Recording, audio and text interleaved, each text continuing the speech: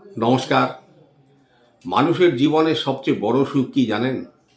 পারিবারিক সুখ। যাদের পরিবারে সুখ নেই, তাদের যতই অর্থ থাকুক, সম্পদ থাকুক, তারা কিন্তু জীবনে শান্তি খুঁজে পায় না।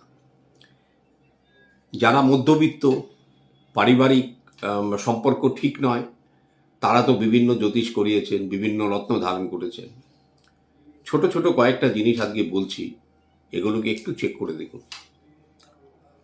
আপনার বাড়ি যে বিছানাটায় হাজব্যান্ড ওয়াইফ শয়ন করে, সেই বিছানাটার দিকে তাকিয়ে দেখুন তার বেডশিটের রং, পিলো কালারের রং, তার সাইড পিলোর রং একই শেডের মধ্যে কিনা, মানে গ্রিন যদি হয় গ্রিনের মধ্যে কিনা, ব্লু যদি হয় ব্লুর মধ্যে কিনা, রেড যদি হয় রেডের মধ্যে কিনা।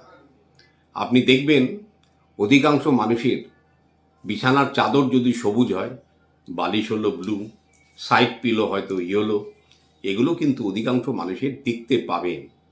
নট নেসেসারি এটা আপনার কাছেও আছে।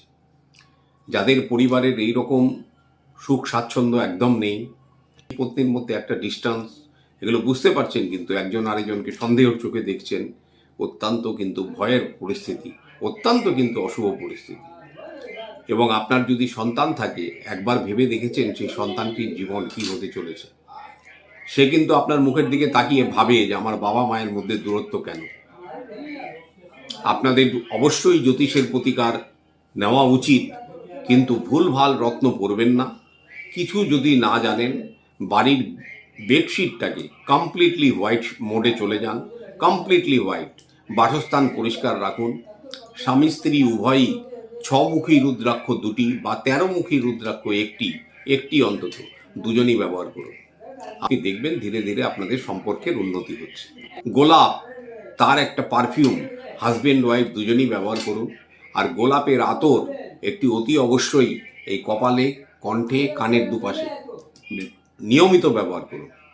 স্নানের জলে একটু গোলাপ জল দিয়ে এই কপালের এখান থেকে দুজনেই ঢেলে দেবেন।